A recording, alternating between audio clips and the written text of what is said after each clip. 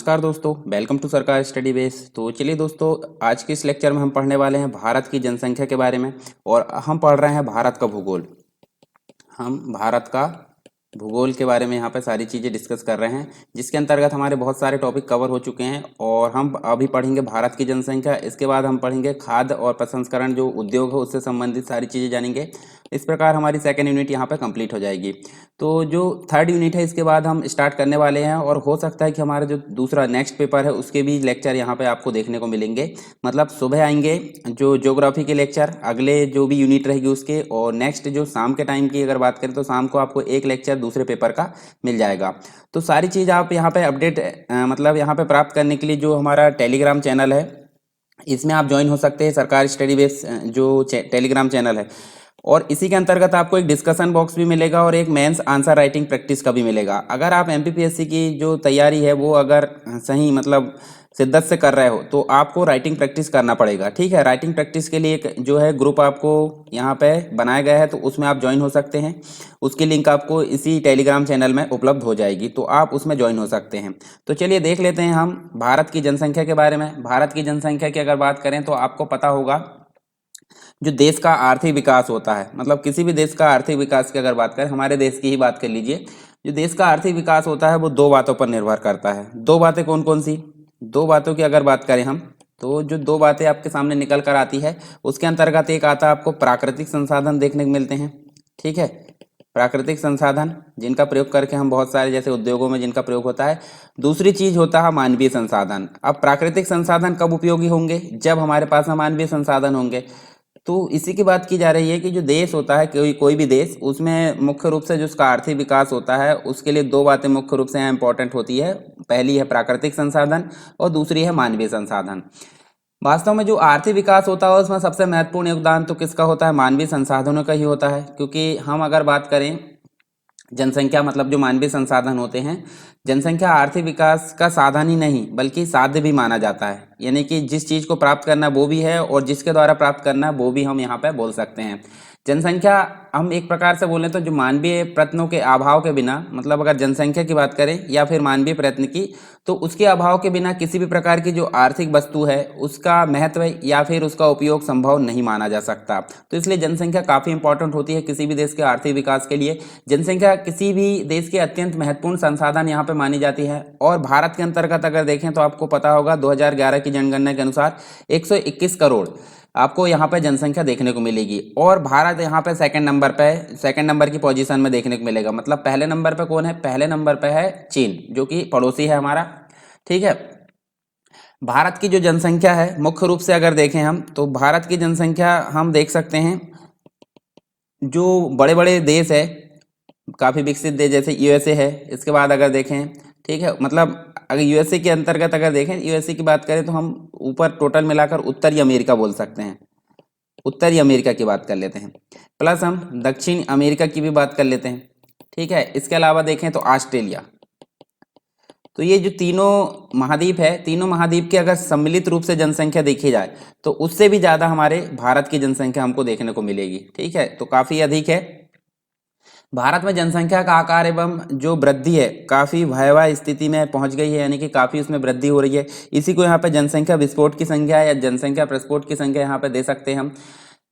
एक प्रकार से देखें तो इस जनसंख्या विस्फोट ने देश के समस्त विकास और योजनाओं को काफ़ी मात्रा में यहाँ पे प्रभावित किया है। अब हम बात करेंगे जैसे जनगणना की, यानी कि भारत की जो जनगणना है, जैसे कि प्रत्येक 10 वर्ष में हमको ये जनगणना देखने को मिलती है।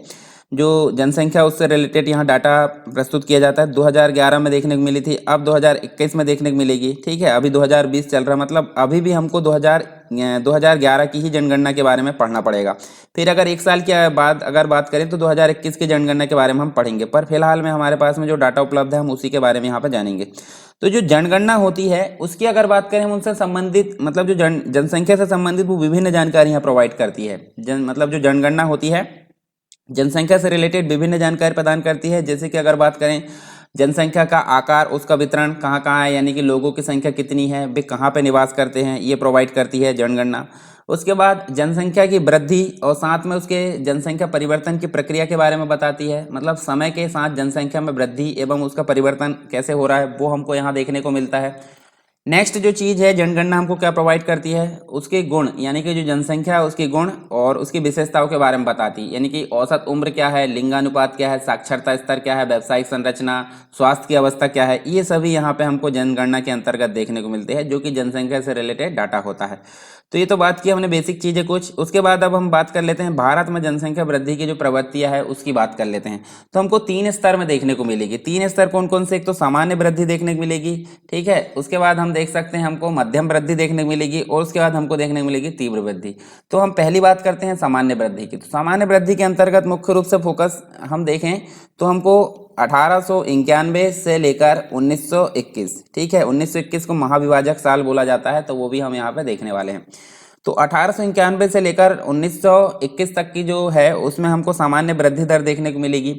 और यहाँ पे अगर देखें जो 1921 था, 1921 के पूर्व में, मतलब हम 1891 से बात कर लेते हैं, तो उन उससे जो 3 दशक थे उसमें हमको अकाल की स्थिति देखने को मिली, काफ़ी मात्रा में अकाल की स्थिति देखने को मिली। तो इसके कारण यहाँ पे हमको वृद्धि मतलब सामान्य मात्रा में देखने को मिली। जैसे संक्रामक बीमारियाँ थी, उनके प्रकोप से जनसंख्या वृद्धि अत्यंत निम्न रही।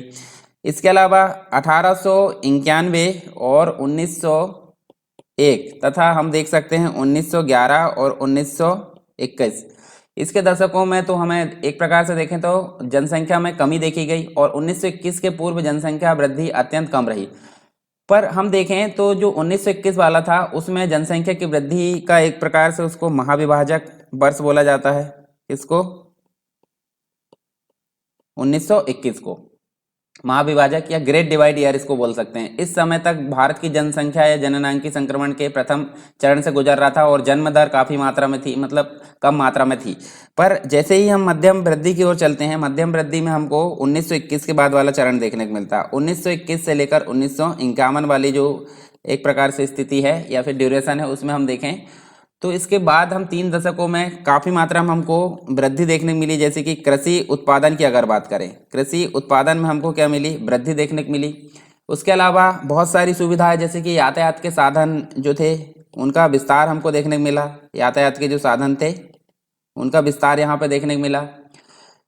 तो यहाँ पे देखें तो हमको एक प्रकार से बहुत सारी चीज़ यहाँ पे देखने को मिली। चिकित्सा व्यवस्था जो थी इसके कारण यहाँ पे सुधार देखने को मिला, ठीक है।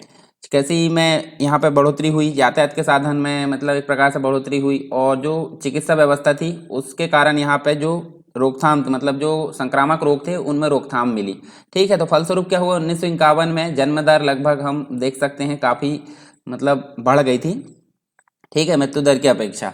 इसके अलावा नेक्स्ट जो हमारा चरण आता है वो आता है तीव्र वृद्धि वाला चरण। तीव्र वृद्धि में हम देख सकते हैं 1951 वाली मतलब जो है 1951 से लेकर वर्तमान तक यानी 2011 तक की स्थिति की बात करते हैं हम। इस ड्यूरेशन में अगर बात करें तो 1921 ईस्वी को भारत की जनसंख्या का बहुत मतलब एक प्रकार से देखें तो ग्रेट डिवाइड ईयर या बृहद विभाजक ईयर इसको बोला जाता है। फिर 1951 में क्या हुआ, 1951 में जनसंख्या में एक प्रकार से भारी वृद्धि, 1951 में यहाँ पे भारी वृद्धि हमको देखने को मिलती है, ठीक है।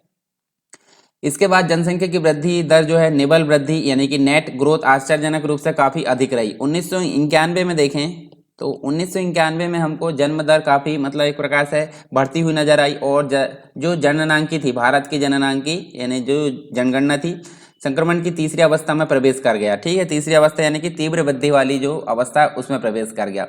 और वर्तमान की अगर बात करें तो वर्तमान में हमको, ठीक है, वर्तमान समय में जन्म दर जो है काफ़ी मतलब मृत्यु दर की अपेक्षा काफ़ी अधिक देखने को मिलती है, यानी कि काफ़ी गति तेज हुई है जनसंख्या की वृद्धि में। तो ये हमने जनसंख्या वृद्धि से रिलेटेड कुछ चीज़ें यहाँ पे जाने हैं, ठीक है। इसके बाद हम बात करते हैं भारत में तीव्र जनसंख्या वृद्धि के कुछ कारण हमको देखने को मिलते हैं। तो इसके मुख्य कारण हमको देख सकते हैं। देखिए जैसे पहले के समय में अकाल हुआ करता था, तो आज की डेट में अकाल पर नियंत्रण है क्योंकि पंचवर्षीय योजनाएं आई हैं, उसमें कृषि का उत्पादन काफ़ी बढ़ गया है, ठीक है। तो इससे अकाल पर काफ़ी नियंत्रण हो चुका है। तो ये भी जनसंख्या वृद्धि में मुख्य कारण के रूप में सिद्ध होता है। दूसरी चीज हम बात करते हैं चिकित्सा में सुधार। तो चिकित्सा में सुधार हुआ, इसके कारण क्या हुई, मृत्यु दर में काफी मात्रा में कमी देखने को मिली है। तो इसके कारण हमको जनसंख्या वृद्धि देखने को मिलती है। फिर जन्म दर अधिक हो गई है, ठीक है। तो जो कि सामाजिक आर्थिक कारकों, सांस्कृतिक पिछड़ापन, गर्म जलवायु का काफी मात्रा में यहाँ परिणाम देखने को मिलता है।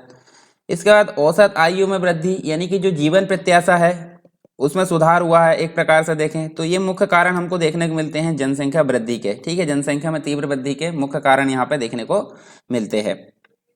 चलिए यहाँ कुछ इंपॉर्टेंट डाटा है, इसके बारे में बात कर लेते हैं। जैसे कि आपके सामने दिख रहा है 1901 से लेकर 2011 तक की अगर बात करें तो आपको 10-10 वर्ष में जो जनगणना का डाटा दिया है वो आपको यहाँ देखने को मिलेगा। तो आप 1901 में देखिए जनसंख्या की बात करें तो आपको यहाँ पे देखने को मिलेगी। ठीक है, तो जनसंख्या आपको काफ़ी मात्रा में यहाँ देख सकते हैं। मतलब ये देखिए 23 करोड़, एक प्रकार से 23,83,96,327 लोगों की यहाँ जनसंख्या थी, जो कि बढ़कर आज की डेट में देख सकते हैं 1 अरब तक पहुँच गई, 1 अरब 21 करोड़। ठीक है, उसके बाद एक देख सकते हैं 8,54,977 लोगों की जनसंख्या हमको वर्तमान में देखने को मिलती है। तो इस प्रकार आप देख सकते हैं कौन कौन से ईयर में किस प्रकार वृद्धि हुई है। अब दशकीय वृद्धि की अगर बात करें तो यहाँ तो आपको डाटा नहीं मिलेगा। ठीक है, परंतु नेक्स्ट जो है 1911 वाला ईयर, उसमें आपको, या 1901 वाले में देखें तो यहाँ पे आपको देखो माइनस पे देखने को मिल रहा है। ठीक है, तो इसलिए इसको ग्रेट डिवाइड ईयर इसको बोला जाता है। पर वर्तमान में जो दशकीय वृद्धि आपको याद रखना है 17.72% यहाँ पे दशकीय वृद्धि, जो कि 18.18 करोड़ के आसपास हमको देखने को मिलती है। ब्राजील की जनसंख्या के बराबर, ब्राजील की जनसंख्या के बराबर हमारे में 10 वर्ष में वृद्धि देखने को मिलती है भारत के अंतर्गत। ग्रामीण जनसंख्या देख सकते हैं, देखिए कितने परसेंट हम देख सकते हैं, देखिए 68.85% है। ठीक है, और शहरी जनसंख्या की अगर बात करें तो 31.16% यहाँ पे आपको शहरी जनसंख्या देखने को मिलेगी। साक्षरता दर भी आपको 73% देखने को मिलेगी भारत के अंतर्गत। और लिंगानुपात आपको देखिए बढ़ते बढ़ते आप देख सकते हैं। ठीक है, हालांकि देखिए यहाँ बढ़ा नहीं है, मतलब यहाँ बढ़ा हुआ है और यहाँ से घटते हुए देखिए 64 हो गया, 55 हो गया, 50 हो गया, 45 हो गया, 46, 41, 30, 34, 27, 33 और अब बढ़ना शुरू हुआ है। मतलब देखिए घटते घटते आया यहाँ से और यहाँ आकर धीरे से इसकी वृद्धि हो रही लिंगानुपात की। लिंगानुपात का मतलब क्या होता है, 1000 पुरुषों में महिलाओं की संख्या। ठीक है, तो उसको क्या बोलते हैं, जैसे 943 है तो इसमें कितने की कमी है, देखिए आप देख सकते हैं लगभग 55, 56 या 57 जो है हमको कमी देखने को मिलती है। ठीक है, मतलब 1000 पुरुषों में 943 महिलाएं यहाँ देखने को मिलती है, उसको बोला जाता है लिंगानुपात। तो ये कुछ एक प्रकार से जनसंख्या से रिलेटेड या वृद्धि से रिलेटेड हमको कुछ डाटा यहाँ देखने को मिला। अब जैसे भारत की जनसंख्या वृद्धि के चरण की अगर बात करें, जैसे कि हमने बात की थी 1901 में, तो 1901 में आपको 238 मिलियन जनसंख्या देखने को मिली थी। और अगर बात करें 2011 की, 2011 में आपको 1210 मिलियन जनसंख्या, यानी कि 1.21 करोड़ यहाँ पे जनसंख्या, जो कि अभी बढ़कर लगभग 1.40 करोड़ के आसपास आपको देखने को मिलेगी। कहाँ, 2021 में। ठीक है, तो यहाँ आपको वृद्धि दर दिया है, तो वृद्धि दर आप देख सकते हैं 1901 से 1921 के बीच में आपको सामान्य वृद्धि दर देखने को मिली। उसके बाद आप बात करें 1921 से 51 में तो आपको मध्यम वृद्धि दर देखने को मिली, जिसकी वृद्धि दर आप देख सकते हैं 1.33%। ठीक है, तो स्वतंत्र भारत की ये प्रथम जनगणना थी, कौन सी वाली, 1951 वाली का अगर बात करें। उसके बाद हम देखें तो सीधी सीधी जनसंख्या का विस्फोट देखने को मिलता है, यानी कि वृद्धि दर सीधी सीधी यहाँ पे इंक्रीज हो जाती है। तो ये तीव्र वृद्धि वाला जो चरण है, तीसरा चरण जिसे हम बोलते हैं, 2.46% यहाँ वृद्धि दर देखने को मिली। उसके बाद 1981 के बाद हम देख सकते हैं 2011 तक, तो ये वृद्धि दर हमको देखिए थोड़ी कम मात्रा, मतलब धीरे से एक प्रकार से 1.6, इससे तो कम था। ठीक है, यहाँ पे जो परिवार थे वो छोटे परिवार की अवधारणा में यहाँ पे एक प्रकार से निकलना शुरू हो गए। तो ये कंप्लीट हमने जनसंख्या वृद्धि के चरण में कुछ चीज़ें यहाँ जाने। अब जो भारत में लिंगानुपात है, जैसे कि हमने पहले बात कर चुके हैं लिंगानुपात के बारे में, तो 1901 में हमको 972 देखने को मिलेगा, परंतु धीरे धीरे घटते हुए देखिए आप एक सोच सकते हैं कि देखिए 1991 में आपको सबसे कम लिंगानुपात यहाँ देखने को मिलता है।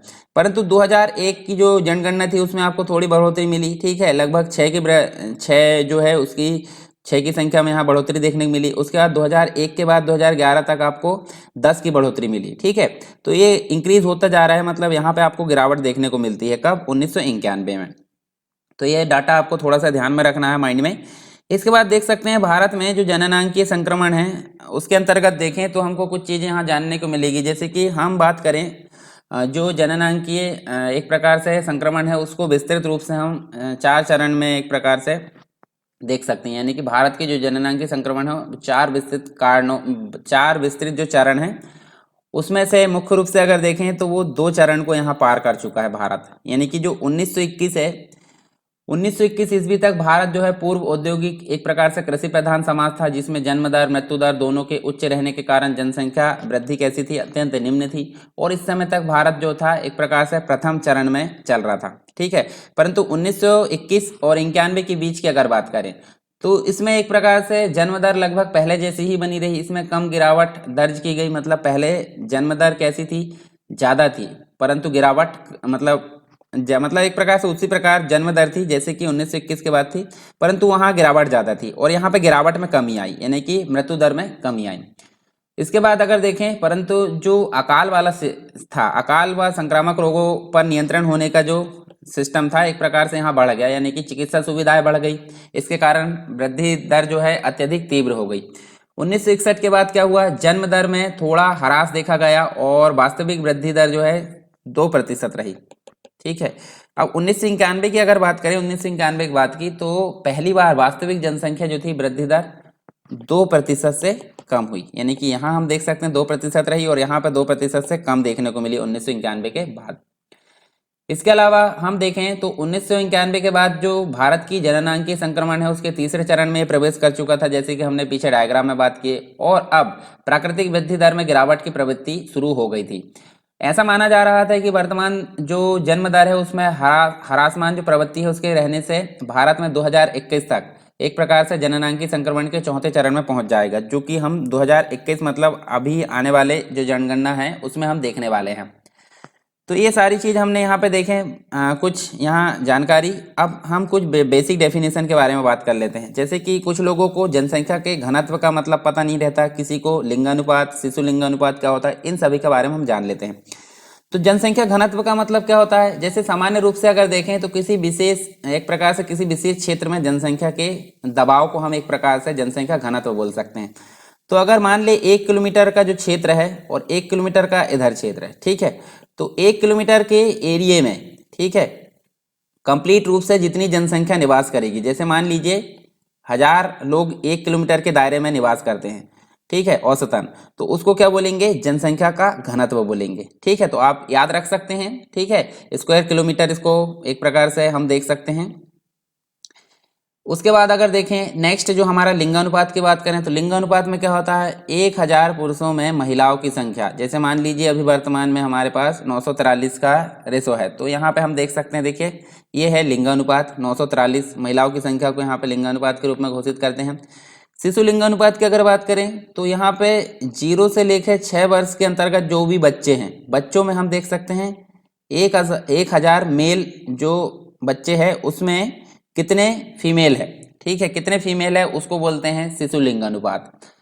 उसके बाद हम देखें दशकीय वृद्धि की बात कर लें। दशकीय वृद्धि मतलब होता है, जैसे मान लीजिए जो 10 वर्ष का कालखंड होता है, जैसे मान लीजिए 2001 की बात कर लेते हैं और 2011 की, तो 2011 में कितनी वृद्धि हुई है, ठीक है, उसको हम क्या, उसका प्रतिशत एक प्रकार से निकालते हैं, उसके प्रतिशत को ही एक प्रकार से दशकीय वृद्धि बोलते हैं। जैसे 17.72% जो दशकीय वृद्धि है वो हमको 2011 के उसमें देखने को मिलती है जनगणना में। साक्षरता दर क्या होती है, साक्षरता दर का मतलब होता है जो 7 वर्ष रहते हैं, 7 वर्ष से अधिक वाले जो पर्सन रहते हैं, बच्चे रहते हैं, उससे अधिक आयु की जो जनसंख्या है वो अगर साक्षर है, ठीक है, तो उनका टोटल जनसंख्या में से प्रतिशत क्या आ रहा है उसको बोला जाता है साक्षरता दर, ठीक है। जैसे कि लगभग 73% हमको यहाँ पे साक्षरता देखने को मिलती है भारत के अंतर्गत। अब नगरीय क्षेत्र क्या होता है, नगरीय क्षेत्र आपको पता होगा। अच्छा, एक और चीज यहाँ ध्यान रखना है, तो यहाँ पे 7 वर्ष के पहले अगर कोई बच्चा पढ़ा लिखा भी है तो उसको एक प्रकार से निरक्षर की श्रेणी में ही गिना जाता, मतलब उसकी गिनती साक्षरता में नहीं होगी, ये भी ध्यान रखना है। नगरीय क्षेत्र क्या होता है, 2011 की जनगणना के अनुसार ऐसे स्थान जहां पर हम देख सकते हैं नगर पालिका हो, ठीक है, उसके बाद या फिर नगर निगम हो, या फिर हम बोल सकते हैं ये सारी चीज, नगर पालिका, नगर निगम, छावनी बोर्ड, अधिसूचित जो नगर है वो समिति हो, ये सभी क्षेत्र अगर शामिल है तो वो नगरीय क्षेत्र की श्रेणी में आता है। इसके लिए 3 शर्त क्या होती है, जैसे न्यूनतम जनसंख्या 5000 हो वहाँ की, और कार्यशील जो पुरुष का न्यूनतम जो है एक प्रकार से 75% भाग गैर कृषि कार्यों में संलग्न हो, मतलब कृषि क्षेत्र में संलग्न हो।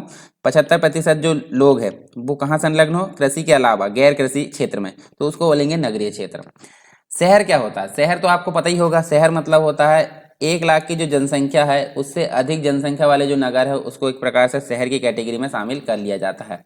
ठीक है, तो ये सारे कुछ फैक्ट थे यहाँ पे, मतलब कुछ इम्पोर्टेंट यहाँ पे हम देख सकते हैं शब्दावली थी। अब बात कर लेते हैं भारत की जनगणना 2011 के बारे में। तो हालांकि हमको जो पूरा डाटा याद नहीं रखना है, आपको मुख्य रूप से देखना है। देखिए सबसे ज़्यादा याद रखना है आपको, सबसे ज़्यादा जनसंख्या किसकी है, देख सकते हैं 2011 के अनुसार। देखिए यहाँ पे आपको पहले नंबर में देखने को मिलता है जो उत्तर प्रदेश है।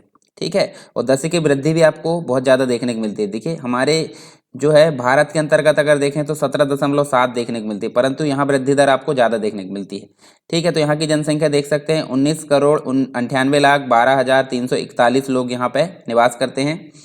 और 2000 एक प्रकार से देखें, देखिए 2001 और 2011 में यहाँ पे भारत की कुल जनसंख्या का प्रतिशत हम देख सकते हैं। देखिए भारत की कुल जनसंख्या का प्रतिशत हमको 16.50 मतलब 50 यहाँ देखने को मिलता है। टोटल 100% में से यहाँ भारत की जनसंख्या 16.50 निवास करती हैं, जो कि 2001 में देखिए इतनी थी, मतलब काफ़ी यहाँ बढ़ोतरी हुई है। देखिए थोड़ी सी मतलब देख सकते हैं 16 जो 16 था वो उससे लेकर 50 तक पहुँच गई है। अब हमको हमारा मध्य प्रदेश याद रखना है, तो मध्य प्रदेश आपको कहाँ दिख रहा है, 6वें नंबर पर, जिसकी जनसंख्या 7, 26, 26, 809 ये देखने को मिल रही है। ठीक है, यहाँ भी 10 की वृद्धि हमको काफ़ी मात्रा में देखने को मिलती है, परंतु ये देखिए आपको कहाँ पर देखने को मिलेगा, 7वें नंबर पर देखने को मिलेगा जनसंख्या की दृष्टि से, क्योंकि तमिलनाडु इससे आगे है। ठीक है, हालांकि ये देखिए 7वें नंबर पर है, परंतु तमिलनाडु का 6वां नंबर स्थान है। यहाँ पे देख सकते हैं, देखिए जो 6% यहाँ जनसंख्या देखने को मिलती है 2011 में। ठीक है, टोटल जनसंख्या में से, और जो कि 2001 में इतनी थी, और ये 7वें नंबर पर आता है। तो आपको बस मध्य प्रदेश को ज़्यादा विशेष ध्यान रखना है, अगर आप पॉज करके पढ़ोगे तो सबको आप पढ़ सकते हैं। ठीक है, यहाँ नेक्स्ट आप देख सकते हैं, देखिए और कुछ जो बचे हुए स्टेट और यूनियन टेरिटरी उनके बारे में हमने देखा। और भारत की अगर बात करें तो 1.21 यानी कि 1 अरब 21 करोड़ के आसपास हमको टोटल जनसंख्या देखने को मिलेगी। 17.7 10 की वृद्धि देखने को मिलेगी। ठीक है, और ये आप यहाँ पे देख सकते हैं बाकी का टोटल यहाँ देखने को मिल रहा है। कुछ एक और चीज़ और देख लेते हैं, जैसे हम बात कर लेते हैं लिंगानुपात की, साक्षरता दर की। तो इसके अनुसार जो राज्य और केंद्र शासित प्रदेश हैं उनकी बात कर लेते हैं। तो देखिए सबसे ज़्यादा हम देखें तो यहाँ पे आप देख सकते हैं उत्तर प्रदेश पहले नंबर पर है। तो यहाँ हालांकि देखिए बिहार में आपको सबसे ज़्यादा घनत्व देखने को मिल रहा है इस हिसाब से। उसके बाद नीचे भी आपको देखने को मिलेगा, देखिए दिल्ली जो केंद्र शासित प्रदेश है, सबसे ज़्यादा घनत्व यहाँ 11,320 एक किलोमीटर के स्क्वायर एरिया में आप देख सकते हैं इतने लोग निवास करते हैं। तो ये कोई क्रम नहीं है, यहाँ पे आप उल्टा सीधा क्रम यहाँ पे देख सकते हैं। तो उत्तर प्रदेश देख सकते हैं 829 जनघनत्व है, इसी प्रकार आप सब देख सकते हैं। तो मध्य प्रदेश का आपको विशेष याद रखना है। मध्य प्रदेश की जनसंख्या में हम हालांकि पढ़ेंगे इसको, पर यहाँ भी आप देख सकते हैं 236 व्यक्ति प्रति वर्ग स्क्वायर किलोमीटर में, 1 स्क्वायर किलोमीटर में आप देख सकते हैं। 931 यहाँ का लिंगानुपात, यानी कि 1000 पुरुषों में 931 महिलाएं देखने को मिलेगी। साक्षरता दर में आपको पुरुष की संख्या देखने को मिलेगी, देखो 78.73% और 59.24% यहाँ महिलाएं देखने को मिलेगी। और कुल देखें तो 69.32% यहाँ पे साक्षरता दर देखने को मिलेगी। उसी प्रकार आप बाकी जो अन्य राज्य है उनके बारे में भी यहाँ पे जानकारी देख सकते हैं। ठीक है, अब आगे बात करते हैं हम। देखिए भारत का टोटल जो घनत्व हमको यहाँ निकल कर आया है, देखिए 382 व्यक्ति प्रति वर्ग स्क्वायर किलोमीटर में, और 943 लिंगानुपात। ठीक है, उसके बाद 73.04 मतलब लगभग 73 के आसपास साक्षरता दर देखने को मिलती है, जिसमें 82% आपको महिलाएं पुरुष देखने को मिलते हैं, और 65 यानी 65% आपको महिलाएं देखने को मिलती है।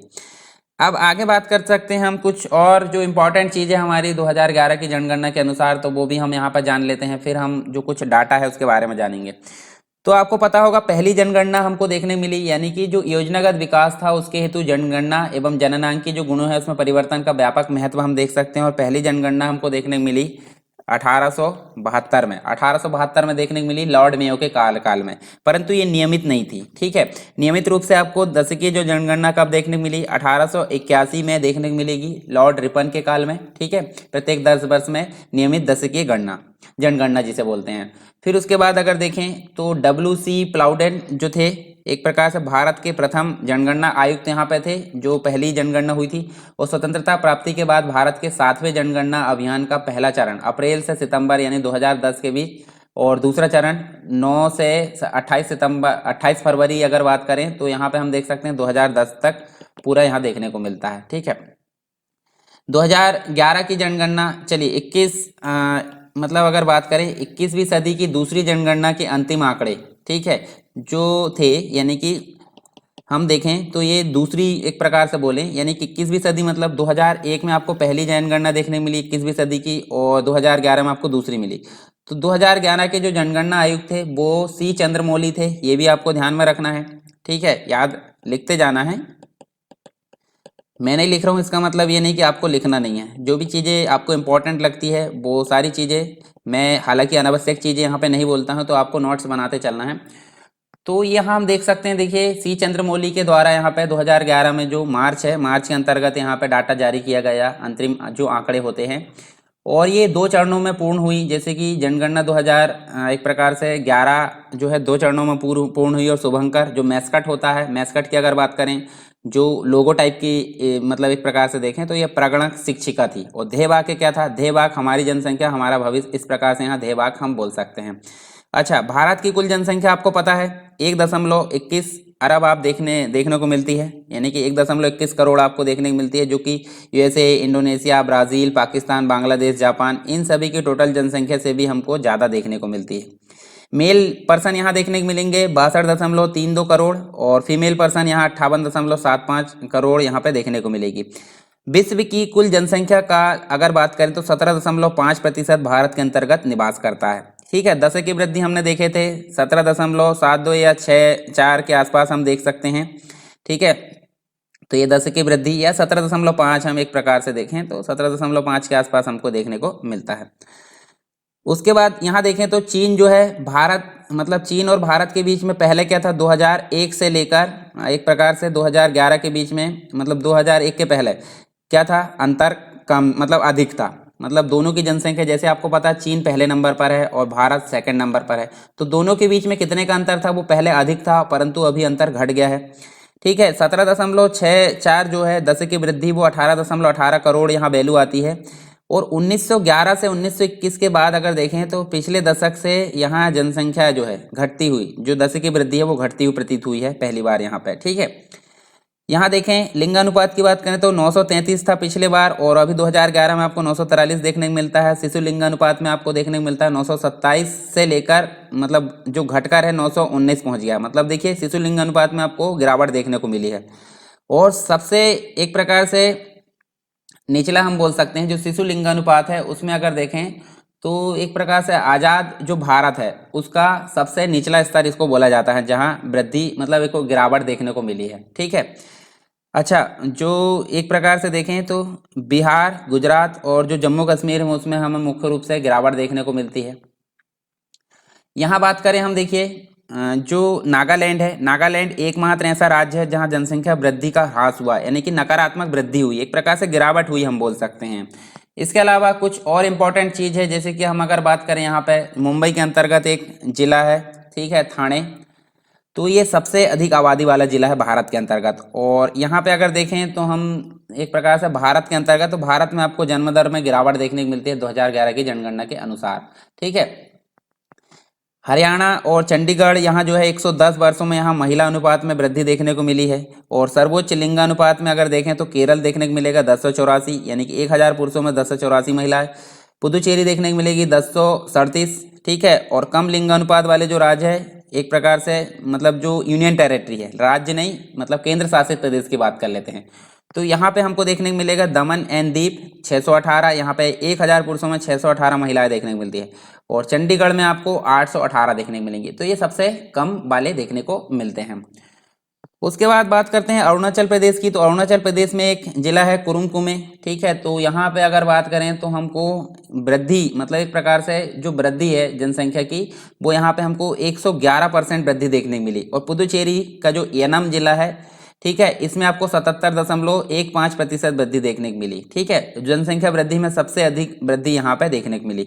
और सबसे कम वृद्धि हमको नागालैंड का लोंगलेंग नाम का एक जिला है, जिसमें 58.39% यहाँ जनसंख्या वृद्धि दर देखने को मिली। और केफिरे की अगर बात करें, जो कि नागालैंड के अंतर्गत ही, यहाँ पे एक प्रकार से देखें तो केफिरे में आपको 30 दशमलव, यहाँ जो है पॉइंट का निशान आप लगा लीजिए।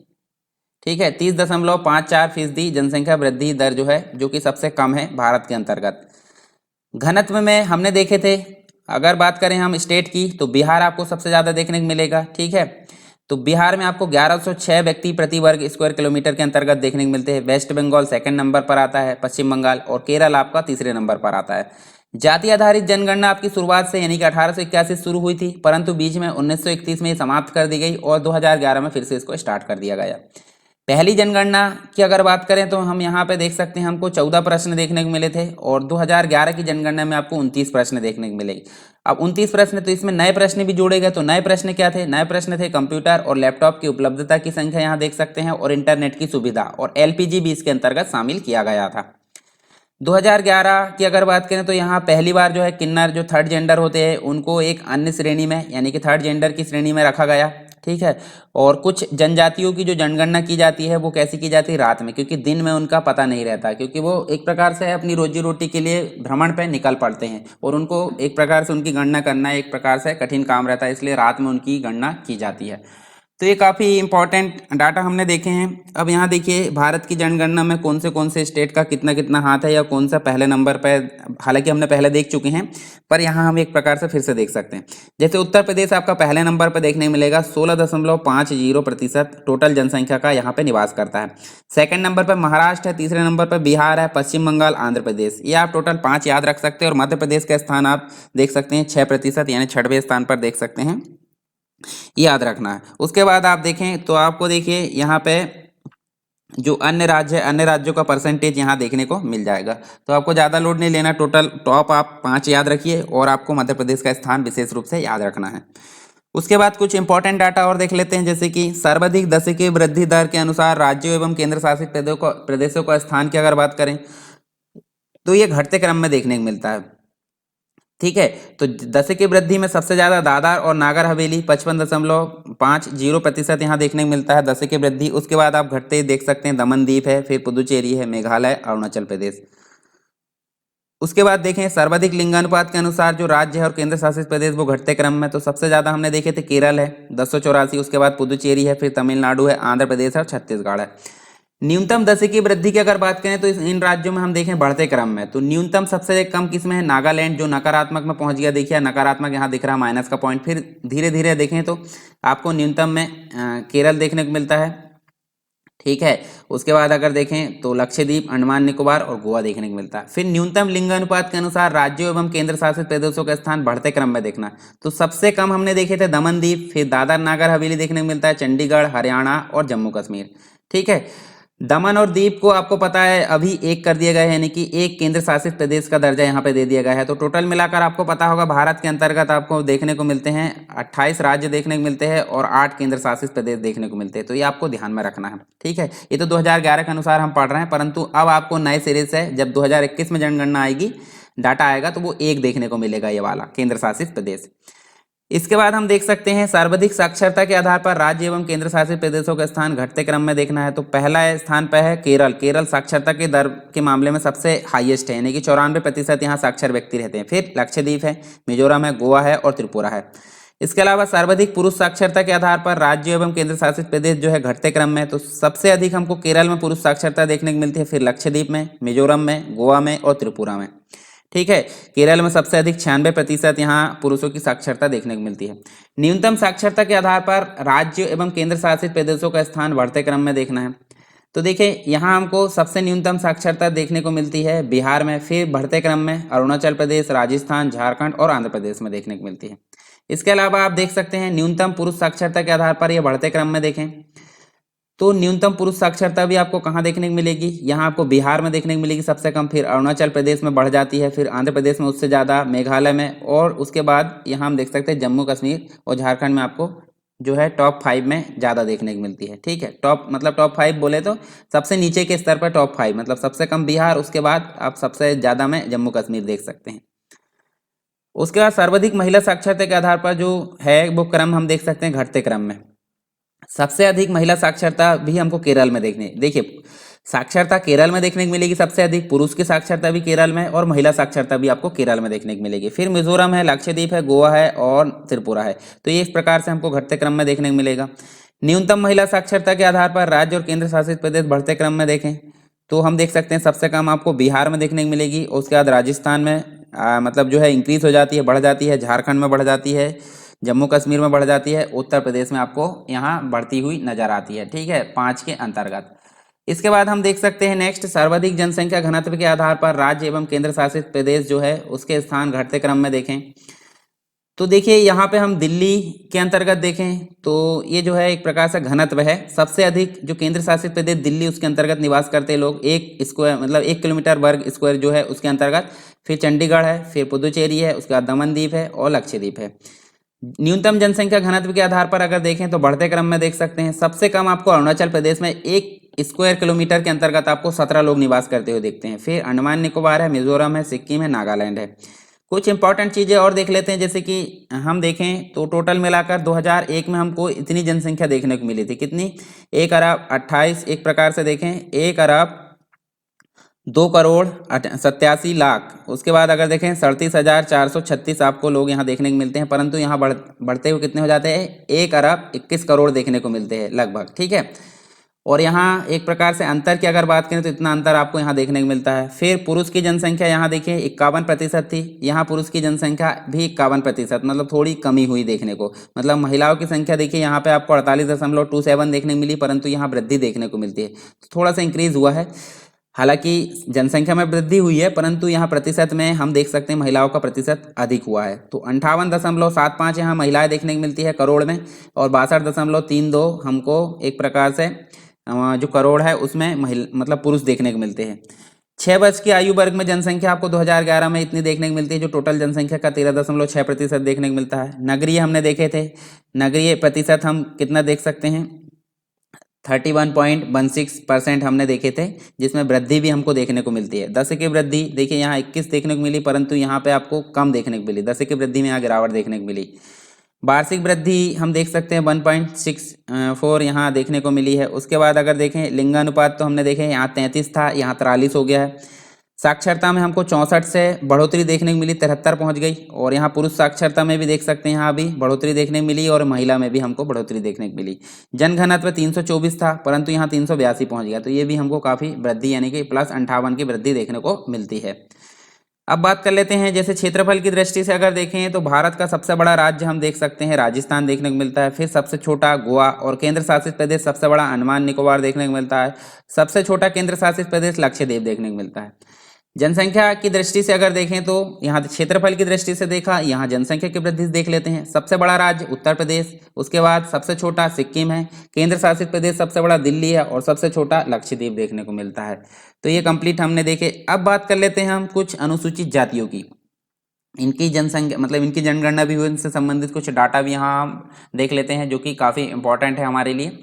तो चलिए, अनुसूचित जाति की अगर बात करें, जैसे स्वतंत्रता है यानी कि जो भारत की स्वतंत्रता थी, स्वतंत्रता के समय हम देख सकते हैं अनुसूचित जातियों की जनसंख्या मुख्य रूप से अगर देखें 5.1 मतलब 17 करोड़ हम देखने को मिलती है, जो कि बढ़ते बढ़ते यानी कि 1991, 2001 और लगातार 2011 में हमको ये 16.6%, जो कि एक प्रकार से 3 गुना वृद्धि हम देख सकते हैं। देखिए 5 से लेकर 16 पहुंच गई, यानी कि 3 गुना वृद्धि हमको देखने को मिलती है सीधे सीधे, यानी कि पिछले 60 वर्षों की अपेक्षा हम देख सकते हैं।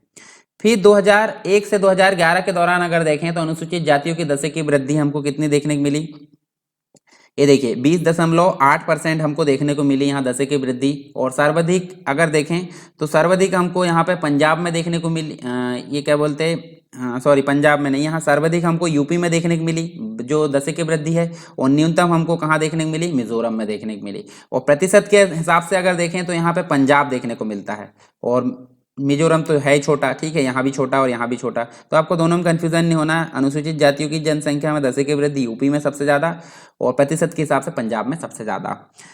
उसके बाद 2001 में अनुसूचित जाति का जो लिंगानुपात देखने को मिला हमको, वो हम देख सकते हैं 945 देखने को मिला, और साक्षरता का जो प्रतिशत है वो 37.41% यहाँ हम देख सकते हैं, जिसमें से पुरुष साक्षरता की अगर बात करें तो 49 लगभग 50% हम देख सकते हैं, और फीमेल परसेंट हमको 23% यहाँ देखने को मिलता है।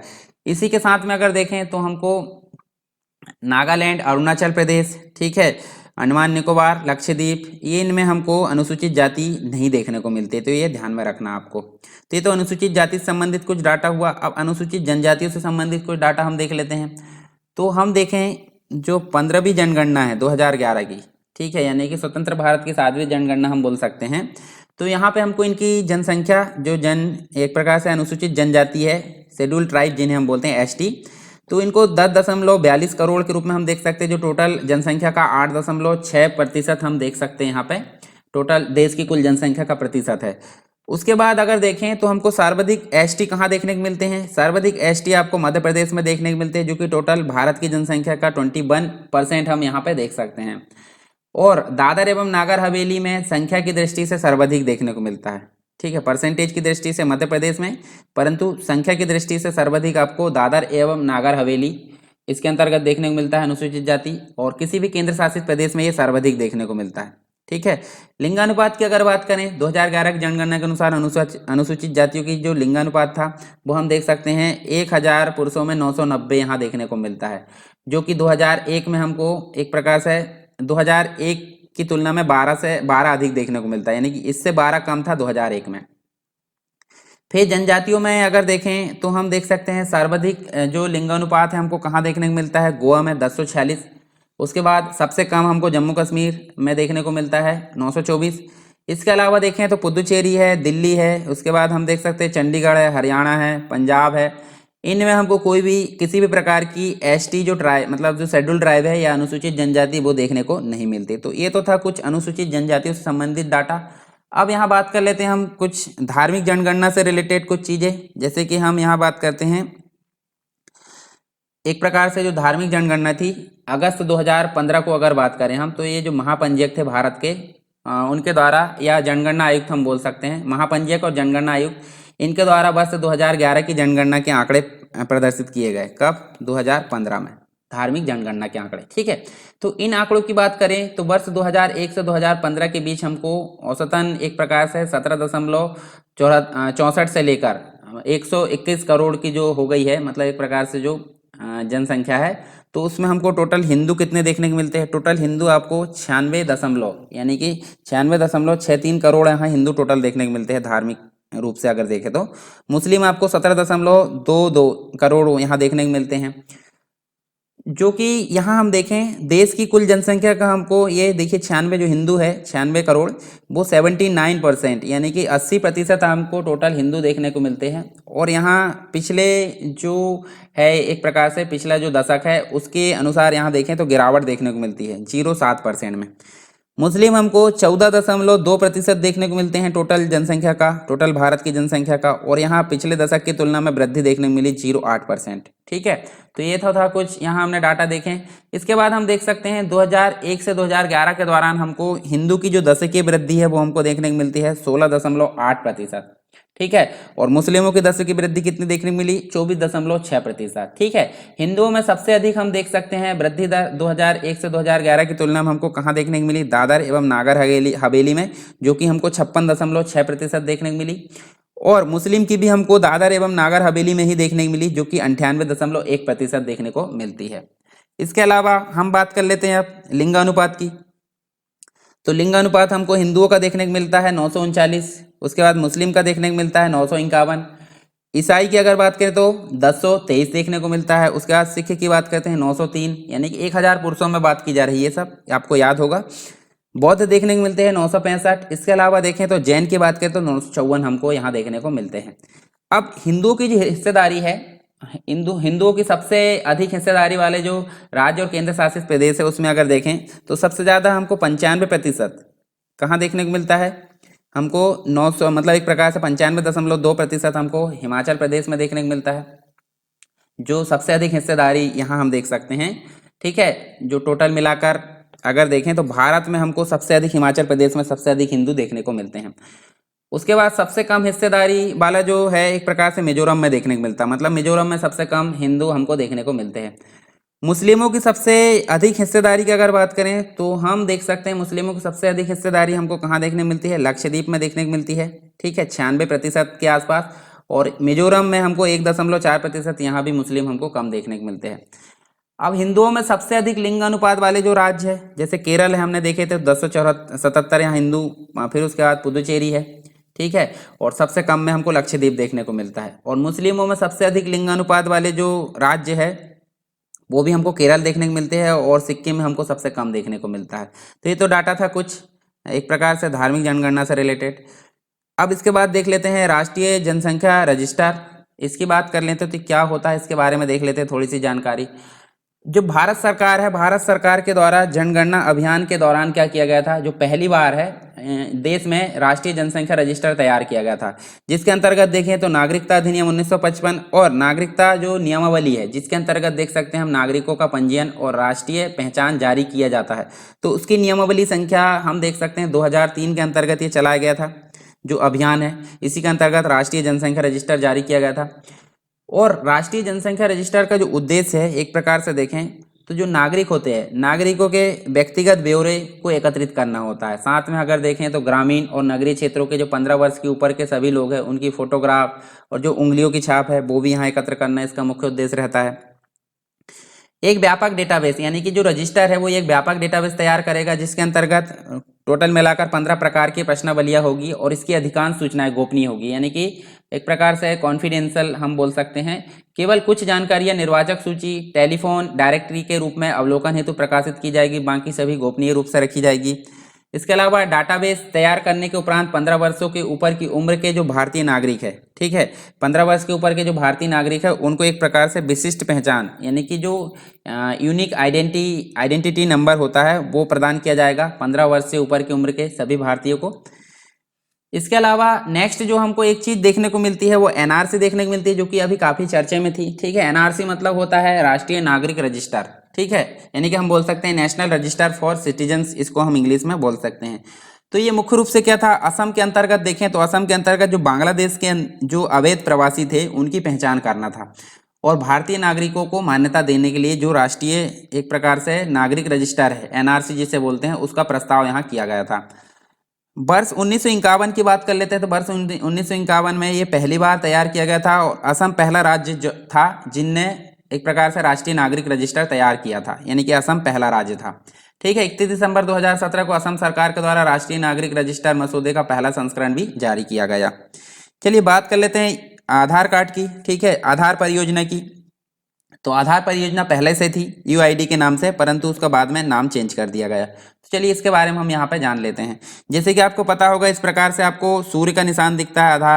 आधार मतलब यूआईडीएआई जिसे हम बोलते हैं, unique identification authority of India जिसे हम बोलते हैं, और इस प्रकार से आपको आधार देखने को मिलता है। इस प्रकार से ये चिन्ह देखने को मिलता है, यहाँ व्यक्ति की फोटो होती है, क्यूआर कोड रहता है, यहाँ 12 अंकों का आधार कार्ड रहता है, कुछ पर्सनल जानकारी रहती है व्यक्ति की, ठीक है। तो ये सारी चीज यहाँ देखने को मिलता है। अच्छा, जो है आधार कार्ड का ध्येय वाक्य क्या है, जो एक प्रकार से स्लोगन होता है उसके अंतर्गत, वो आपको बताना है कमेंट बॉक्स में। तो आधार कार्ड के अंतर्गत अगर देखें तो केंद्र सरकार ने एक प्रकार से जो विशिष्ट पहचान है जिसे हम यूनिक आइडेंटिटी बोलते हैं, उस कार्यक्रम का नाम परिवर्तित किया था और उसको नाम बदल कर क्या रखा, आधार कर दिया। और इसका एक लोगो देखने को मिलता है, जैसे कि ये देख सकते हैं आप, जिसमें चमकता हुआ सूर्य और बीच में आपको जो उंगली होती है हमारी अंगुली, उसके फिंगरप्रिंट के निशान आपको बीच में दिख रहा है, ठीक है, ये वाले जो रेड कलर में दिख रहा है उंगली के फिंगरप्रिंट के निशान। और जो आधार संख्या होती है, आधार संख्या जारी करने के लिए प्रत्येक व्यक्ति का एक प्रकार से बायोमेट्रिक पहचान की जाती है, जिसके अंतर्गत 10 जो है फिंगरप्रिंट लिए जाते हैं, फोटो ली जाती है, आइरिस जो आंखों को स्कैन है वो भी किया जाता है। 29 सितंबर 2010 को उत्तर जो महाराष्ट्र है उसके अंतर्गत हम देख सकते हैं एक नांदुबर जिला, जिसमें हम देख सकते हैं तेंबाली गांव में महत्वाकांक्षी जो योजना है यूआईडी जो प्रोजेक्ट है आधार परियोजना, उसको प्रारंभ किया गया था, और ये देश का पहला गांव था तेंबाली गांव, याद रखना है। और इसी के अंतर्गत एक आदिवासी महिला थी रंजना सोनावणे, जिनका जो है यूआईडी मतलब एक प्रकार से जो यूनिक आइडेंटिटी है उसको प्राप्त करने वाली ये पहली नागरिक बनी थी, ठीक है, इसी गाँव की, तेंबाली गाँव की। इसके अलावा देखें तो इसके अंतर्गत हमको 12 अंक देखने को मिलते हैं। 12 अंक आपको पता होगा, और आपके आधार कार्ड के 12 अंक आपको याद होना चाहिए सभी को। एक प्रकार से एक वर्चुअल आईडी भी इसके अंतर्गत जनरेट की जाती है, जो कि 16 अंकों की रहती है, ठीक है। मतलब वर्चुअल आईडी का मतलब होता है कि आपका मेन आधार नंबर ना बता के आप वर्चुअल आईडी से आप जो है अपना काम निकाल रहे हैं। इसमें देख सकते हैं हम, देखिए एक प्रकार से जो यूआईडी नंबर है वो बहुउद्देशीय होगा, जैसे कि इसका जो इसकी प्राप्ति हम देख सकते हैं बैंक पासबुक से, या एक बैंक अकाउंट से लेकर जो ड्राइविंग लाइसेंस है, चुनाव चिन्ह, पासपोर्ट, इन सभी के जरिए एक प्रकार से बनाए जा सकते हैं और विदेशों में भी है भारतीय कोई एक प्रकार से पहचान के लिए सिद्ध होगा। इसके अलावा जो यूआईडी प्रोजेक्ट है, आधार परियोजना की अगर बात करें तो विश्व की सबसे बड़ी जो प्रोजेक्ट है या अनूठी पहल इसको बोला जाता है, जो कि टेक्नोलॉजी के क्षेत्र में बहुत इंपॉर्टेंट है। कुछ चीज़ें और जान लेते हैं, जैसे भारत की जो जनसंख्या नीति है उसके बारे में देखते हैं। तो हम सबसे पहले बात करें तो पहली बार यानी कि जो भारत की प्रथम जनसंख्या नीति का निर्माण जो है 1948 में हुआ था। और प्रारंभ में क्या था, परिवार नियोजन यहाँ पे इसका जो है इस पर बल दिया गया और बाद में इसके बाद परिवार कल्याण पर भी बल दिया गया। ठीक है, इन दोनों की अवधारणा यहाँ विकसित की गई। हुआ क्या था 1974 में, हम देख सकते हैं बुखारेस्ट के अंतर्गत जो है, अच्छा बुखारेस्ट जो है कहाँ पे, किस कंट्री के अंतर्गत है, ये भी आपको कमेंट बॉक्स में बताना है। नेट में सर्च कर सकते हैं आप गूगल में, उससे आपको ये पता चल जाएगा और आप कमेंट बॉक्स में जरूर बताएंगे। ठीक है, थोड़ा बहुत आप जो है मेहनत किया करिए, जो भी चीज़ बोली जाती है उसको आप कमेंट बॉक्स में बताइए, अगर सीरियसली पढ़ाई कर रहे हैं तो। और अगर मनोरंजन कर रहे हैं तो कोई दिक्कत नहीं, अपने नॉलेज के लिए पढ़ रहे हैं तो ऐसा आप लोड नहीं ले तो ज़्यादा अच्छा है। ठीक है, और अगर आप एग्ज़ाम क्लियर करने के लिए पढ़ रहे हैं तो आप सीरियस होकर पढ़ाई करिए। सीरियस मतलब एक प्रकार से एंटरटेनमेंट होकर, मतलब एग्ज़ाम के प्रति सीरियस रहिए। ऐसा नहीं कि ज़िंदगी में सीरियस हो जाना है, सीरियस होना गलत बात है, इससे काफ़ी अधिक जो है गलत प्रभाव पड़ता है। तो सीरियस आपको एग्ज़ाम के प्रति होना है, ऐसा नहीं कि ज़िंदगी में सीरियस होना है। बुखारेस्ट के अंतर्गत एक अंतर्राष्ट्रीय सम्मेलन हमको देखने को मिलता है जो कि था विकासशील देशों का। इसमें जनसंख्या नियंत्रण हेतु विशेष कदम उठाए गए थे। ठीक है, और इसके बाद हम देखें तो हमको 1977 में जो भारत है, भारत में एक जनसंख्या एक प्रकार से जनसंख्या नीति यहाँ पे आई, जिसमें जनसंख्या नीति में मात्रात्मक लक्ष्यों को एक प्रकार से हासिल करने पर विशेष जोर दिया गया, परंतु ये सही रूप से लागू नहीं की जा सकी। क्यों? क्योंकि इसकी काफ़ी तीखी प्रतिक्रिया हुई। ठीक है, लागू नहीं की जा सकी।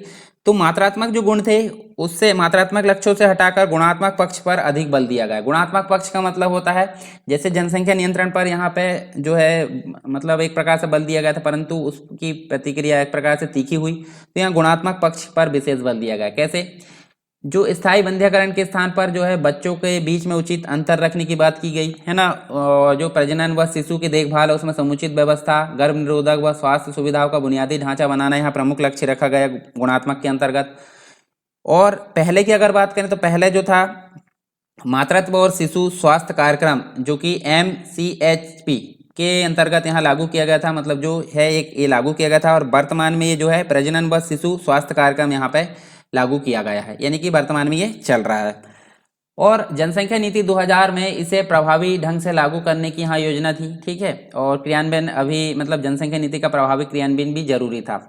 खास करके पंचायती राज की अगर बात करें, पंचायती राज जो संस्थाएं है उनकी जनसंख्या नियंत्रण कार्यक्रम में सक्रिय सहभागिता और जवाबदेही यहाँ पे निश्चित करना जरूरी था, क्योंकि समस्या अभी भी ग्रामीण भारत में अधिक देखने को मिलती है। तो पंचायती राज जो संस्था है उनको अगर जागरूक कर दिया जाएगा तो इस प्रकार की समस्या से निजात हमको मिल पाएगा। उसके बाद देख सकते हैं हम जनसंख्या नीति 2000 की अगर बात करें हम यहाँ पे, तो ये जो है जो MS स्वामीनाथन थे, MS स्वामीनाथन क्या थे ये आपको बताना है कमेंट बॉक्स में, मतलब ये क्यों फेमस है। तो MS स्वामीनाथन की एक समिति है, उसके आधार पर इस जनसंख्या नीति का निर्माण किया गया, जो कि जनसंख्या नीति 2000 के नाम से जानी जाती है। तो इसमें हमको एक प्रकार से 3 चरण देखने को मिलते हैं। एक तो तात्कालिक चरण देखने को मिलता है, तात्कालिक लक्ष्य, दूसरा मध्यकालीन लक्ष्य, तीसरा दीर्घकालीन लक्ष्य। तो तात्कालिक के अंतर्गत हम देख सकते हैं जो प्रजनन व शिशु की देखभाल उसकी समुचित व्यवस्था, साथ में हम देख सकते हैं गर्भ निरोधक व स्वास्थ्य सुविधाओं का बुनियादी ढांचा बनाना इसका प्रमुख लक्ष्य था तात्कालिक रूप से। दूसरा जो लक्ष्य था एक प्रकार से देखें मध्यकालीन लक्ष्य, जिसके अंतर्गत हम देख सकते हैं 2010 तक कुल प्रजनन दर को यहाँ पे 2.1 के प्रतिस्थापन दर पर लाना यह प्रमुख लक्ष्य रखा गया था। इसके लिए 14 राष्ट्रीय जननांक के लक्ष्य निर्धारण किए गए और इनमें जो छोटे परिवार को उनको प्रोत्साहित करने के लिए 16 प्रेरक व प्रोत्साहक उपाय भी यहाँ शामिल किए गए। ठीक है, इसमें हम देख सकते हैं स्वास्थ्य बीमा, बालिका समृद्धि, मातृत्व सुविधा, महिला सशक्तिकरण, शिक्षा, इनमें एक प्रकार से 14 वर्ष तक अनिवार्य स्कूली शिक्षा। इसके अलावा देखें तो शिशु मृत्यु दर को प्रति 1000 जीवित जन्म दर पर 30 तक सीमित करना, लड़कियों की विवाह आयु को बढ़ाना, जन्म मरण विवाह व एक प्रकार से गर्भ का 100% पंजीकरण कराना। ठीक है, मातृ मृत्यु दर अनुपात को प्रति लाख में 100 से भी कम करना, जो एड्स और यौन रोग है उनसे संबंधित आदि को जो है नियंत्रण करना, ये सभी मुख्य रूप से यहाँ पे हमको शामिल होते हुए देखने को मिलते हैं। दीर्घकालीन लक्ष्य की बात कर लेते हैं, तो इसके अंतर्गत हमको मुख्य रूप से 2045 की बात करते हैं। तो इसमें हमको सामाजिक और आर्थिक विकास तथा जो पर्यावरणीय जो संरक्षण उनके अनुरूप स्थिर जनसंख्या की प्राप्ति का लक्ष्य रखा गया है। 2026 में एक प्रकार से देखें 2026 तक जो लोकसभा की सीटें उसमें बढ़ोतरी नहीं की जाएगी, इस प्रकार का निर्णय रखा गया ताकि जनसंख्या नियंत्रण के कार्यक्रमों को बढ़ावा दिया जा सके। अगर सीटों में वृद्धि की जाएगी तो जनसंख्या एक प्रकार से ये लक्ष्य जो है हमारा अनदेखा, एक प्रकार से इग्नोर टाइप प्रतीत हो जाएगा। कुछ इंपॉर्टेंट चीजें और जान लेते हैं, जैसे जनसंख्या, भारत की जनसंख्या से संबंधित कुछ समस्याएं हैं। तो जो भारत की जनसंख्या संक्रमण जो है एक प्रकार से तीसरे चरण के प्रारंभिक दौर में है और अब जन्म दर में कमी की प्रवृत्ति स्पष्ट रूप से दिखाई पड़ रही है। अगर बात करें 1991 से 2001 की, तो इसमें 1.95 यानी कि 9.5% वार्षिक था, और वहीं 2001 से 11 के बीच में एक घटकर देखिए 1.64% रह गया है। जनसंख्या का जो जैविक आधार है वो बड़ा होने के कारण क्या हो रहा है, जनसंख्या वृद्धि दर कम होने के बावजूद पिछले दशक में जनसंख्या लगभग 18 करोड़ बढ़ी है। ठीक है, हमने देखे थे 17.7%। तो ये प्रति वर्ष हम देख सकते हैं 30 से 40 लाख परिवारों की वृद्धि हुई है। इससे क्या हो रहा है, विभिन्न संसाधनों पर दबाव पड़ रहा है। पहली 3 पंचवर्षीय योजनाओं के अंतर्गत देखें तो सकल घरेलू उत्पाद, जिसे हम जीडीपी बोलते हैं, तो इसमें हमको 53% वृद्धि हुई है, और प्रति व्यक्ति आय की अगर बात करें तो यह वृद्धि 19% तक रही है। 1974 में हमने देखे थे बुखारेस्ट में प्रथम जनसंख्या सम्मेलन हुआ था, तो इसमें जो इंदिरा गांधी है उनके वक्तव्य के अनुसार अगर देखें तो जनसंख्या विस्फोट की अवस्था में नियोजन कार्य करना वास्तव में ऐसे स्थान पर मकान बनाना है जिसे बाढ़ का पानी हर वर्ष बहा ले जाता है। ठीक है, तो ये बात इनके द्वारा कही गई थी। स्वच्छता सर्वेक्षण 2019 की बात कर लेते हैं, इसके परिणाम देख लेते हैं। तो 6 मार्च 2019 को ये जो है स्वच्छता सर्वेक्षण 2019 के परिणाम घोषित किए गए, और सर्वेक्षण जो था 2019 यानी कि 4 से लेकर 31 जनवरी 2019 तक एक प्रकार देखें तो इसके अंतर्गत जो केंद्रीय शहरी और विकास मंत्रालय इसके द्वारा ये काम कराया गया, और देश भर में 4237 शहरों का यहाँ सर्वेक्षण किया। 64 लाख लोगों ने अपना फीडबैक स्वच्छता सर्वेक्षण मतलब यहाँ पे दिया, और स्वच्छता सर्वेक्षण अवार्ड 2019 के अंतर्गत टोटल 70 श्रेणियों में पुरस्कार यहाँ पे दिए जाने का प्रस्ताव रखा गया, मतलब एक प्रकार से निर्णय लिया गया। तो सर्वाधिक स्वच्छ जो शहर है मध्य प्रदेश के अंतर्गत ही जो इंदौर है वो आपको देखने को मिला। ठीक है, 10 लाख से अधिक जनसंख्या वाले स्वच्छ शहर की अगर बात करें तो अहमदाबाद आपको देखने को मिला। 30 से 10 लाख की जनसंख्या वाले स्वच्छ शहर उज्जैन मध्य प्रदेश देखने मिले। सर्वाधिक स्वच्छ राजधानी आपको भोपाल मध्य प्रदेश के अंतर्गत ही देखने को मिली। और इसके अंतर्गत देखें तो राष्ट्रीय नागरिक नेतृत्व नवाचार श्रेणी में इंदौर मध्य प्रदेश में ही आपको देखने को मिला। उसके बाद आप सर्वाधिक प्रदर्शन करने वाला जो राज्य और केंद्र शासित प्रदेश है वो चंडीगढ़। तो ये तो था कुछ जनसंख्या से रिलेटेड हमने देखे, यहाँ पे बहुत सारी चीज़ें यहाँ इंपॉर्टेंट एक बार हम देख लेते हैं हमने क्या क्या चीज़ें यहाँ पे कवर की हैं जनसंख्या से रिलेटेड। ठीक है, तो यहाँ हम देख सकते हैं, देखिए जो भारत की जनसंख्या उसके बारे में हमने यहाँ बात की है, तो क्या क्या चीज़ हमने पढ़े हैं। देखिए भारत की जनसंख्या के अंतर्गत हमने बहुत सारी चीज़ यहाँ इंपॉर्टेंट जो मतलब जो था बेसिक जानकारी वो हमने देखे। भारत में जनसंख्या वृद्धि की प्रवृत्ति 3 प्रकार की वो हमने यहाँ बात की है। फिर भारत की जनसंख्या वृद्धि के कारण 4 प्रकार के देखें। उसके बाद भारत की जनसंख्या और उसकी वृद्धि दर से संबंधित कुछ डाटा यहाँ पे देखा, वृद्धि दर के चरण देखें, लिंगानुपात के बारे में बात की है, जननांकीय संक्रमण जो कुछ बेसिक जानकारी थी। उसके बाद हमने कुछ बेसिक टर्मिनोलॉजी यानी शब्दावली के बारे में बात की है, भारत की जनगणना से संबंधित कुछ डाटा जो कि अलग अलग प्रकार से हमने देखा। ठीक है, उसके बाद हम देख सकते हैं कुछ इंपॉर्टेंट डाटा यानी कि पहली जनगणना जो भी थी उससे रिलेटेड, और उसके बाद जो अन्य चीज़ें थी वो हमने यहाँ कंप्लीट रूप में डिटेल में डिस्कस किया। उसके बाद आप देख सकते हैं कौन कौन से राज्य का कितना जो है हिस्सा भारत के अंतर्गत जनसंख्या में शामिल किया गया है वो हम देख सकते हैं। सबसे ज़्यादा उत्तर प्रदेश देख सकते हैं, और ये कुछ डाटा था अलग अलग प्रकार से देख सकते हैं। उसके बाद हमने देखा है अनुसूचित जातियों से संबंधित, अनुसूचित जनजातियों से संबंधित, धार्मिक जनगणना से संबंधित। उसके बाद राष्ट्रीय जनसंख्या रजिस्टर, साथ में एनआरसी के बारे में बात की है, आधार परियोजना इसके बारे में बात की है, भारत की जनसंख्या नीति। उसके बाद 2000 की जो नीति आई थी वो हमने बात की, और जनसंख्या की समस्याएं देखे हैं वो यहाँ पे कंप्लीट रूप में डिस्कस किए। तो ये कंप्लीट लेक्चर था जनसंख्या से रिलेटेड। आपको लेक्चर कैसा लगा आप जरूर कमेंट बॉक्स में बताएं, और अगर पसंद आया तो आप लाइक कर सकते हैं। लाइक और कमेंट शेयर ये तीनों चीज़ें आपको सक्रिय रूप से यहाँ भूमिका निभाना है। ठीक है, पसंद आया है तो आप जरूर बताएं, और नहीं पसंद आया तो क्यों पसंद नहीं आया आप कमेंट बॉक्स में जरूर बताएं, ताकि नेक्स्ट लेक्चर में आपको ही फायदा होगा अगर सुधार के लेक्चर मिलेगा तो। ठीक है, तो यहाँ पे आपको ये सारी प्रतिक्रिया यानी कि आपको एक प्रकार से जागरूक जो एक प्रकार से अभ्यर्थी है उस अनुसार आपको तैयारी करना है। यानी कि मतलब मैं पढ़ रहा हूँ यहाँ से, तो आपको जागरूक रूप से पढ़ना है, और जो भी चीज़ें मैं पूछता हूँ आप कमेंट बॉक्स में ज़रूर बताएं। ठीक है, और टेलीग्राम चैनल और जो टेलीग्राम जो उत्तर राइटिंग का जो हमने ग्रुप बनाया है टेलीग्राम के अंतर्गत, उसको भी आप ज्वाइन कर सकते हैं, ताकि आप प्रतिदिन उत्तर लेखन की जो प्रैक्टिस है वो कर सकें, अभ्यास कर सकें, और आपको जो है मेंस मतलब जो मुख्य परीक्षा होगी तो उसमें आपको कठिनाई किसी भी प्रकार की नहीं होगी। ठीक है, ये मेरा दावा है। तो आप उसमें जुड़ते रहिए, और ज़्यादा से ज़्यादा लोगों को अगर जोड़ेंगे आप तो आपका भी मतलब एक प्रकार से बहुत बहुत मतलब एक प्रकार से देखें तो आपका भी सहयोग बहुत अच्छा रहेगा, यानी कि ज़्यादा लोगों को आप इसमें जोड़ सकते हैं। तो चलिए दोस्तों, मिलते हैं नेक्स्ट लेक्चर में, तब तक के लिए जय हिंद।